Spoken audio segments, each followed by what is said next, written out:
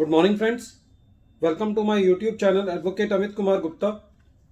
अपने income tax के cases की सीरीज में आज जो केस मैं आप लोगों के सामने डिस्कस करूंगा उस केस का नाम है Gujarat Nippon enterprises private limited versus income tax officer. ये case 94 ITR tribunal short notes page number 2 पे रिपोर्ट हुआ और मैटर 1 फरवरी 2022 को डिसाइड किया गया। इस केस में एक बहुत लिमिटेड इशू था। एसएससी ने कोई लोन लिया हुआ था और लोन लेकर के 5 कंपनीज के शेयर्स परचेज किए हुए थे। असेसिंग ऑफिसर साहब का ये कहना था कि इन लोन्स के ऊपर जो इंटरेस्ट पे किया गया है वो सेक्शन 36 सबसेक्शन 1 क्लॉज III के अंदर भी अलाउ नहीं किया जा सकता और सेक्शन 14A के अंदर भी। उनका कहना था कि ये इन्वेस्टमेंट जो है वो इक्विटी शेयर्स में की गई है और उन शेयर्स के ऊपर एसएससी को डिविडेंड इनकम आती है और डिविडेंड इनकम जो है वो एग्जेम्प्ट है।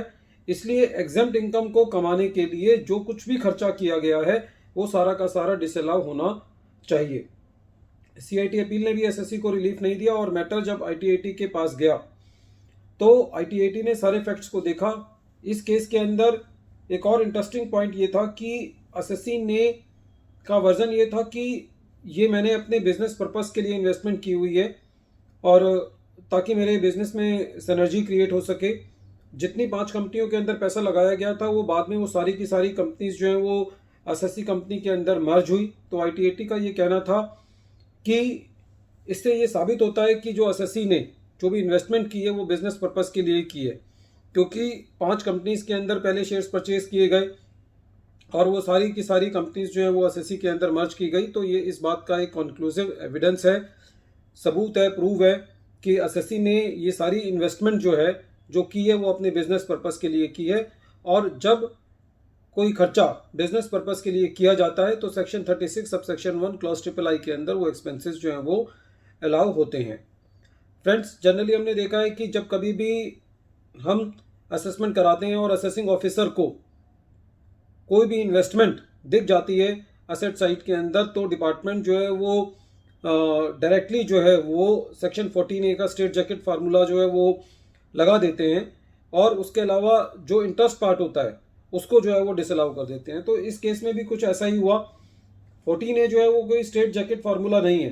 बेसिकली 14A ये कहता है कि यदि आपने कोई खर्चा एग्जेम्प्ट इनकम को कमाने के लिए किया है तो वो खर्चा जो है वो डिसअलाउ होना चाहिए। और यदि आप उस खर्चे को बाइफरकेट नहीं कर पा रहे हैं, सपोज करो कि एसएससी ने सेपरेट बुक्स ऑफ अकाउंट्स जो हैं वो जनरली एसएससी नहीं रखता और एसएससी ने कोई भी खर्चा जो है वो डिसअलाउ नहीं किया है अपने आप से और कुछ ऐसा एसएससी की बुक से लगता है कि कुछ खर्चा जो है वो एग्जेम्प्ट इनकम को कमाने के लिए किया गया है, तभी सेक्शन 14A का स्ट्रेट जैकेट फार्मूला लगता है। और उसमें भी ये नहीं है कि आप डायरेक्ट जो है जो परसेंटेज उसमें दी गई है वो परसेंटेज लगा दें। यदि आप एक खर्चा स्पेसिफाई कर सकते हैं कि ये खर्चा हुआ है तो आप वो खर्चा जो है डिसअलाउ होना चाहिए, स्ट्रेट जैकेट फार्मूला नहीं लगना चाहिए। इसी तरीके से इस केस में है जब एसएससी ने लोन्स लिए हुए हैं और वो लोन जो है वो हालांकि एट प्रेजेंट जो है एसएससी को उससे कोई इनकम जनरेट नहीं हो रही है या वो पैसा जो है ऐसी इन्वेस्टमेंट के लिए किया गया है जो ultimately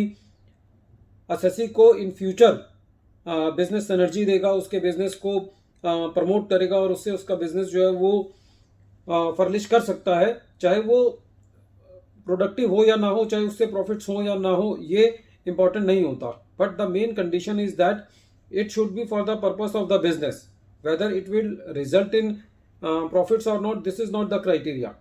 If the assessee has taken a loan and if that loan is for the business purposes, then that interest on that loan should be allowed as a business expense. So this was the matter which was decided by the Gujarat High Court in this particular case.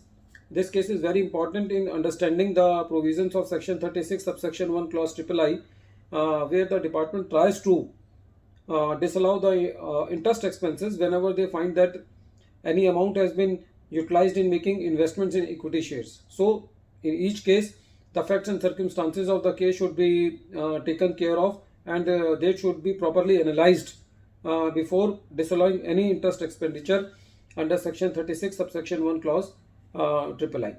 Friends, once again I am repeating the name of the case. The name of the case is Gujarat Nippon Enterprises Private Limited versus Income Tax Officer, and this matter has been decided on 1st February 2022. Friends, at the end of this video, I appeal to you that if you like my channel, then please subscribe my channel. Do not forget to subscribe my channel after viewing the channel, and press the bell icon so that you may also get the future notifications of the coming videos. Thank you, friends.